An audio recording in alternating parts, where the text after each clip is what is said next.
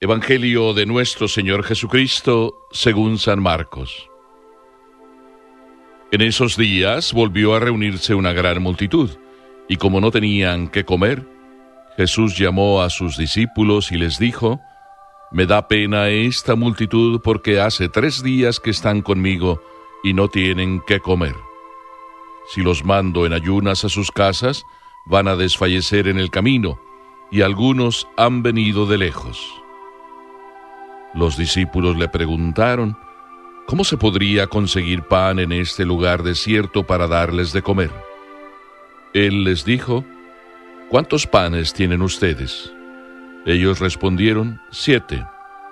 Entonces él ordenó a la multitud que se sentara en el suelo, después tomó los 7 panes, dio gracias, los partió y los fue entregando a sus discípulos para que los distribuyeran.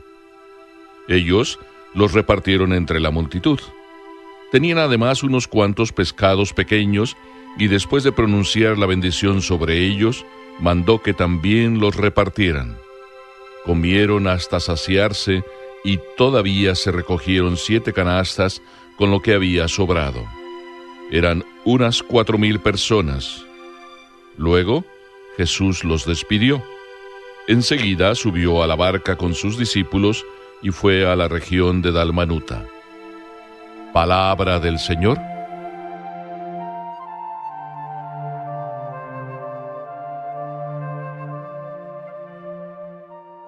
Al contemplar este Evangelio, realmente me viene a la mente una serie de ideas y sobre todo una serie de imágenes.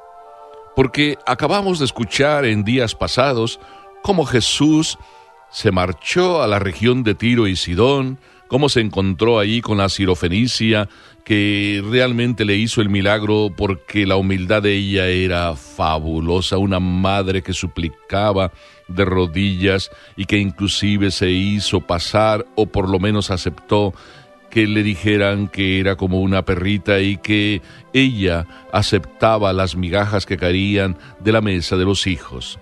Después Jesús, andando un poco más, curó a aquel sordomudo. Y eso era lo que pasaba o lo que pasó antes de este Evangelio. Y la gente, al ver cómo Jesús curó al sordomudo, decía: «Todo lo hace bien, devuelve la vista a los ciegos y el habla a los mudos. Todo lo ha hecho bien». Es la multitud la que comenta todo eso, y es el chisme, vamos a decirlo así, que se corre por todas partes. Jesús todo lo hace bien. Es una maravilla. ¿Cómo no decir que Jesús lo hace todo bien si se me ocurre pensar que Jesús no solo es el que tiene esta empresa de evangelización, no solo es el que habla muy bien y muy diferente a los maestros de aquel tiempo, no solo es el que cura, el que sana, el que libera a todos de sus problemas. Además, podíamos decir en términos de hoy, que Jesús también se ocupa del aspecto y de los recursos humanos de su propia empresa de evangelización. Hoy en día todas las empresas tienen el apartado de los recursos humanos que se encargan de todos los detalles humanos, vamos a decir así, por eso se llama de esa manera. Y Jesús es todo. Y aquí los discípulos, que algunos de ellos se encargaban de los alimentos, otros de la administración, como lo sabemos, se despreocuparon de la multitud. Y la primera cosa que resalta es que Jesús es el hombre de las multitudes. Y no solo es el hombre de las multitudes, sino por qué es que las multitudes lo siguen. Porque además es un hombre de un gran corazón. Todo lo hace bien, porque pone todo su corazón. Jesús es el rostro de nuestro papá, de Papá Dios, y nos revela a través de sus acciones lo que Dios es. Es corazón. Jesús piensa en la gente. Los ve cómo se arremolinan en torno a Él, cómo de regreso de Tiro y Sidón y ya en la región del lago de Galilea, todos se vuelven a reunir en masas en torno a Él. Porque donde Jesús pisa, donde Dios pisa, enseguida se sabe que ahí está. y todos van para que los cure, para escucharle. Si nosotros supiéramos lo que es Jesús y quién es Jesús para cada uno, ¡ay! No nos saldríamos de la iglesia. Sin embargo, a veces se nos olvida y decimos que Dios no nos quiere, cuando precisamente eso es lo que más tiene Dios. Nos quiere, nos ama. Esa es la locura de Dios. Nosotros somos amados por Él. Por eso escuchamos esas palabras de Jesús: me da pena esta multitud, porque hace 3 días que están conmigo. Quiero recalcar todos estos aspectos porque revelan perfectamente el corazón de Jesús y detrás de él el corazón de Dios. Me da pena esta multitud. Y además dice, ¿por qué? Hace 3 días que están conmigo y no tienen que comer. Otro detalle más: si los mando en ayunas a sus casas, van a desfallecer en el camino. Otro detalle más: y algunos han venido de lejos, desde lejos, no sé qué decir, desde Jerusalén, 180, 200 kilómetros de distancia, e iban a buscar a Jesús. Vale la pena cuando tú sabes dónde está tu salvación, dónde está tu sanación, cuando tú sabes que la sed de tu alma no viene saciada con tantas cosas, buscas dónde saciarla, y cuando encuentras quien te sacie esa sed, ahí estás y te olvidas de todo. Eso era la gente. Encontraron un maestro que sí les saciaba su sed incansable, infinita, de eternidad, de Dios, de lo divino. Un hombre que les hablaba de las cosas divinas muy cercano, con palabras cercanas.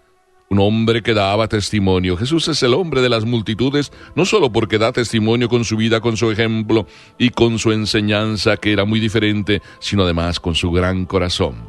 Y preocupada la gente de sus necesidades espirituales, es Dios el que se empieza y se preocupa de tus necesidades materiales. Si nos preocupáramos de las cosas de Dios, por lo menos tanto como nos preocupamos de las cosas materiales, pero Jesús viene a decirnos que cuando tú te preocupas, lo digo recalcando, de las cosas que más necesitas, las cosas de tu corazón, de tu espíritu, entonces Dios se encarga, como siempre lo hace, de las cosas materiales.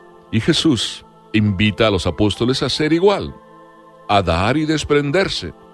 Por eso, en esa necesidad en que Jesús ve que la gente tiene, invita a los apóstoles a que tengan corazón y les dice: oigan, ¿tienen algo que comer?